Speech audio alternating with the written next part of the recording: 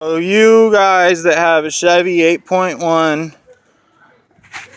if your car or truck is making a knocking sound and you can't figure out what it is, look and see if you have layered gaskets on your exhaust manifold.